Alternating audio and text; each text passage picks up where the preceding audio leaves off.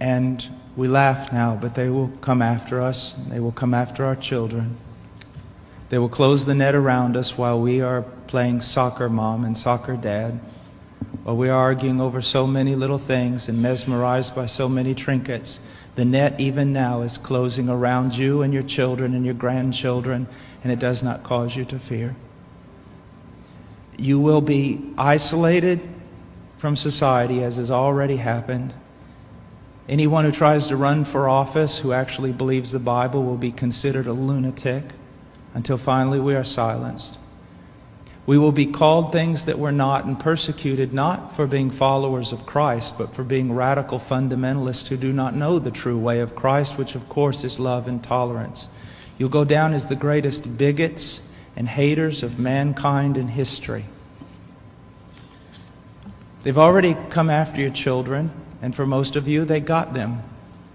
They got them through the public schools and indoctrination, and the university and indoctrination, and then you wonder why your children come out not serving the Lord.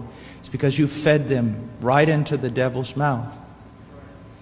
So little by little the net is closing around, and then it's not little by little. Look how fast things are going downhill just in a matter of weeks. Matter of weeks. But at the same time, know this. Persecution is always meant for evil, but God always means it for good. And is it not better to suffer in this life, to have an extra weight of glory in heaven? You must settle this in your mind. This is the one thing I want to say over and over. Do not believe. Down through history, you have a wrong idea of martyrdom and persecution. You think that these men were persecuted and martyred for their sincere faith in Jesus Christ. That was the real reason, but no one heard that publicly. They were martyred, and they were persecuted as enemies of the state, as child molesters, as bigots, as narrow-minded, stupid people who had fallen for a ruse and can contribute nothing to society. Your suffering will not be noble. So your mind must be filled with the Word of God when all people persecute you and turn on you. And if the Spirit of God in common grace pulls back and you see even your children and your grandchildren tossing in the lot that you should die.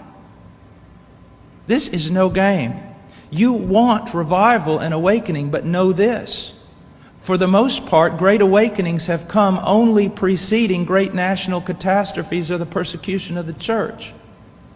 I believe God is bringing a great awakening, but I believe that He is raising up young men who are strong in trust in the providence of God to be able to wade through the hell that's going to break loose on us. And it will be on us before we even recognize it.